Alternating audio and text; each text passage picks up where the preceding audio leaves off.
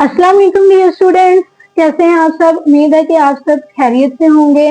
आज की इस नई वीडियो के अंदर हमने अपने जो हमारे पास न्यू कोर्स है, हमारे पास न्यू बुक है ये क्लास 10th की, उसके हमने चैप्टर नंबर 1 को स्टार्ट करना है। चैप्टर नंबर 1 यहाँ पे chapter number basically chapter number 14 है, उसको हम आज स्टार्ट करेंगे। उसका इंट्रोडक्शन देखेंगे चैप्टर नंबर 1 का।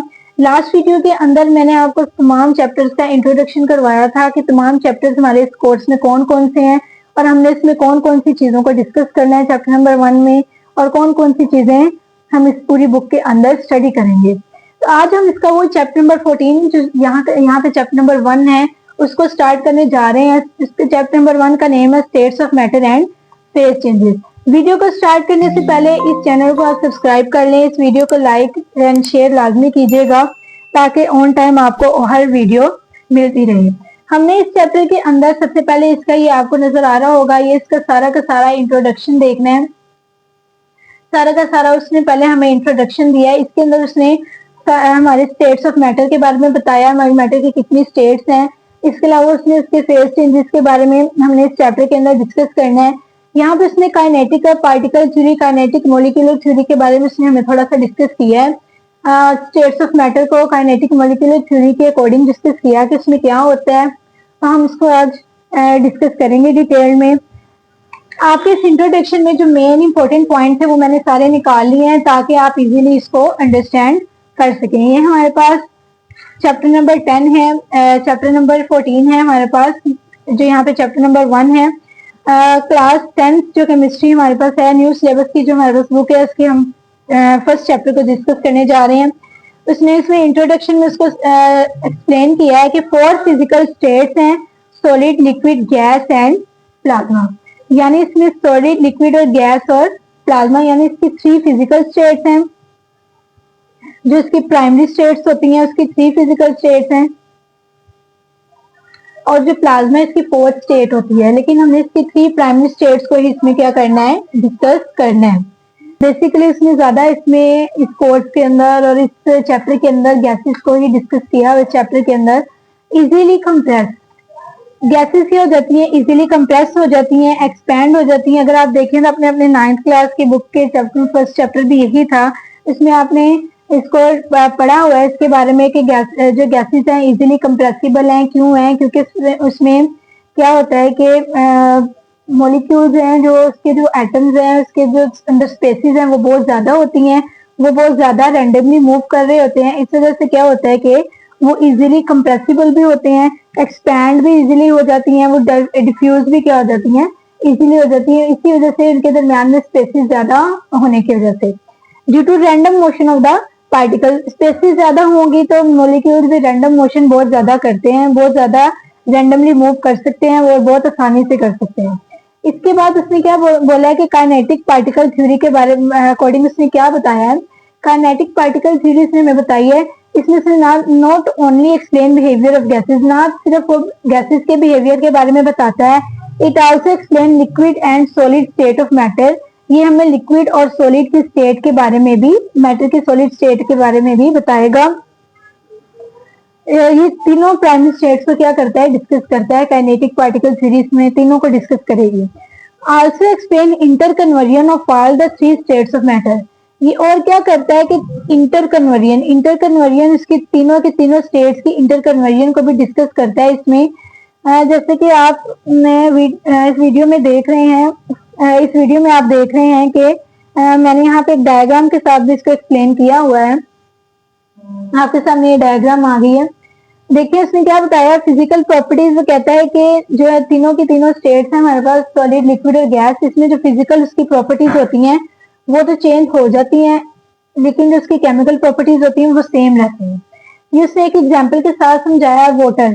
जैसे वो कह रहा है कि इस वाटर, इस सारे प्रोसेस के अंदर उसकी फिजिकल स्टेट तो चेंज हो रही है, लेकिन जो वाटर की जो केमिकल स्टेट है, केमिकल जो चेंज है उसमें बिल्कुल भी नहीं आएगा। सिर्फ और सिर्फ फिजिकल स्टेट में क्या आता है, चेंज आता है। जैसे कि हम देखें कि आइस सॉलिड है, हम इसको क्या करेंगे, यहाँ पे हीट करते हैं। हम इसको यहाँ पे हीट करते हैं तो वो वाटर में यानी लिक्विड में चेंज हो जाता है। हम इसको क्या करते हैं कि ये इसकी लिक्विड फॉर्म यानी इसकी स्टेट क्या होगी, यहाँ पे फेज की चेंज हो गई है, सॉलिड से वो किस में चला गया है, लिक्विड में। हम दोबारा से इसको क्या करते हैं, उसी लिक्विड को हम दोबारा से क्या करेंगे, हीट। हम उसको दोबारा से हीट करेंगे, वो किस में चला जाएगा, वेपर में चला जाएगा, वेपर में जाना स्टार्ट हो जाएगा, यानी यहाँ पे क्या होना शुरू हो जाएगी, इवेपोरेशन होना शुरू हो जाएगी। यहाँ पे इसकी इवेपोरेशन होना शुरू हो जाएगी, वो किस में जाना शुरू हो जाएगा, गैस फेज में जाना शुरू हो जाएगा। नेक्स्ट हम अगर देखें, अगर इसी वेपर्स को हम कंडेंस कर लें, कंडेंस फॉर्म में अगर इसकी कंडेंसेशन का प्रोसेस होगा यहाँ पे, तो वो दोबारा से वेपर्स किस में जाना शुरू हो जाएंगे, लिक्विड में। कंडेंसेशन क्या होती है, जिसमें गैस फेज किस में चेंज हो जाती है, लिक्विड फेज में चेंज हो जाती है, उस प्रोसेस को हम बोलते हैं कंडेंसेशन। तो यहाँ पे क्या होगा, कंडेंसेशन का प्रोसेस होगा और गैस किस में चेंज हो जाएगी, लिक्विड में, और दोबारा से हम इसकी फ्रीजिंग करवाकर इसे दोबारा से सॉलिड फॉर्म में यानी आइस फॉर्म में ला सकते हैं। तो ये एक सर्कल में सारा फिनोमिना चल रहा है, लेकिन इस सारे के सारे फिनोमिना के अंदर जो वाटर है उसकी फिजिकल स्टेट में चेंज आ रहा है, लेकिन इसके केमिकल स्टेट में बिल्कुल भी कोई चेंज नहीं आएगा। नेक्स्ट इसमें हम देखेंगे कि गैसेस इसने बोला है according to the kinetic particle theory, इसने क्या बोला है कि ये रैंडम मोशन होती है इनकी, उन्होंने आपको पहले भी बताया, उनके दरमियान में स्पेसेस ज्यादा होने की वजह से इसकी जो मोशन है वो ज्यादा रैंडम होती है। Pressure exert on the wall of container, वो कह रहा है कि जो कंटेनर है, जिस कंटेनर में वो गैस होगी उसके वॉल पे जाके प्रेशर होता है, क्योंकि जो ये गैस के पार्टिकल्स हैं उसके वॉल पे जाके जब टकराते हैं तो उसके ऊपर प्रेशर एक्सर्ट होता है, उसके ऊपर प्रेशर ज्यादा होता है। जितनी ज्यादा जो पार्टिकल्स की मोशन होगी, जितनी ज्यादा फास्ट पार्टिकल की मोशन होगी और वो उतना ही ज्यादा तेजी से मूव करेंगे, उतनी से तेजी से जाके टकराएंगे वॉल्स के साथ और वहां पे उतना ही ज्यादा प्रेशर डेवलप होगा। इसी तरह से नीचे से एक टर्म बताई थी कि जितना ज्यादा टेम्परेचर हम इंक्रीज करेंगे, काइनेटिक एनर्जी भी पार्टिकल की उतनी ज्यादा होगी। काइनेटिक एनर्जी और टेम्परेचर का आपस में क्या है, डायरेक्ट रिलेशन है। यानी अगर हम टेम्परेचर को ज्यादा करेंगे तो क्या होगा कि जो पार्टिकल्स हैं गैस के वो ज्यादा तेजी से क्या करना शुरू हो जाएंगे, रैंडमली मूव करना शुरू हो जाएंगे, और जब ज्यादा रैंडमली मूव करेंगे तो वॉल्स के साथ जाके उसका टकराव ज्यादा हो जाएगा, प्रेशर ज्यादा हो जाएगा। तो जैसे ही टेम्परेचर कम करेंगे इसी तरह से पार्टिकल की जो मूवमेंट है, रैंडमली जो उसका मूवमेंट है वो कम हो जाएगी, वॉल्स के ऊपर प्रेशर भी क्या हो जाएगा, कम हो जाएगा। तो इसीलिए इसके दरमियान में क्या है, डायरेक्ट रिलेशन है इनके दरमियान में।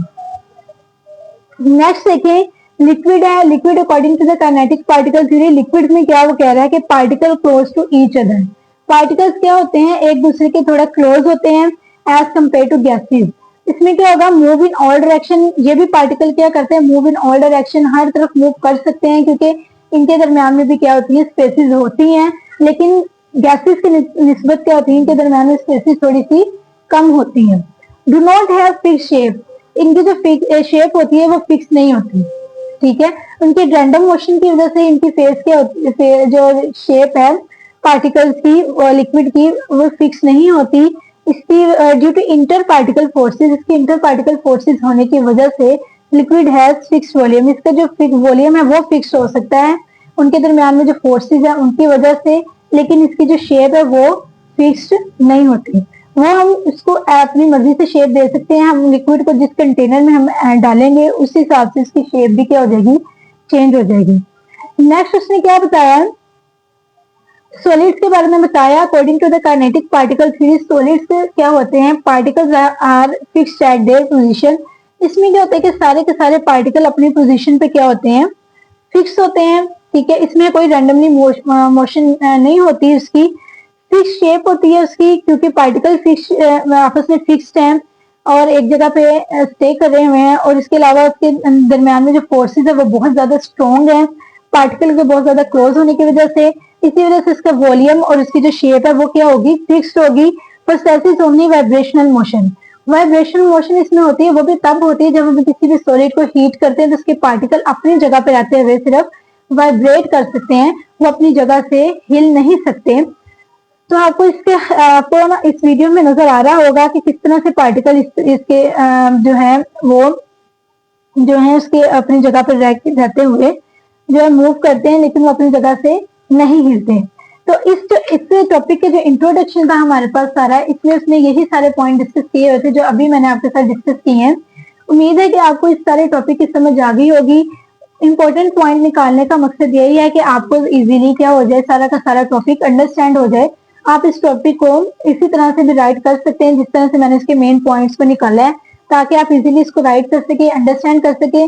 पैराग्राफ की फॉर्म में कुछ बच्चे कंफ्यूज हो जाते हैं, उनको चीजें इजीली अंडरस्टैंड नहीं होती जितना उनको पॉइंट्स की फॉर्म में अंडरस्टैंड होती है। इसीलिए मैं आपको इजी रहे इसलिए मैंने आपके लिए ये सारे क्या पॉइंट्स, इंपॉर्टेंट पॉइंट्स निकाले हैं ताकि आप इसको इजीली अंडरस्टैंड कर सकें और इसको प्रिपेयर कर सकें फॉर एग्जाम। उम्मीद है कि आपको यहाँ तक सारे इंट्रोडक्शन की समझ आ गई होगी। नेक्स्ट वीडियो में हम इस नेक्स्ट टॉपिक के साथ आपके सामने हाजिर होंगे। तब तक आप इस चैनल को सब्सक्राइब कर ले, वीडियो को लाजमी लाइक और शेयर कीजिएगा ताकि आपको ऑन टाइम हर वीडियो मिलती रहे। तब तक के लिए अल्लाह हाफिज।